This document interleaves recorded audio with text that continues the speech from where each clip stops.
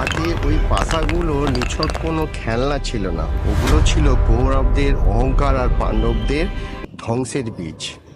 পুরাণ বলে ওই জাদুর পাশা তৈরি হয়েছিল শকুনির মৃত পিতার হাড় দিয়ে, যা শুনতো কেবল শকুনিরই কথা। পাণ্ডবরা বারবার হেরেছিল, কারণ তারা এমন এক খেলায় অংশ নিয়েছিল যারা নিয়ম তাদের শত্রুর হাতেই তৈরি। আজকের সমাজেও এমন অনেক শকুনি ছড়িয়ে আছে, যারা নিজেদের নিয়মে আপনাকে দাবার বোড়ে বানাতে চায়। মনে রাখবেন, অন্যের পাতা অসৎ দাবার বোর্ডে আপনি যতই সৎ থাকুন, জয় তাদেরই হবে।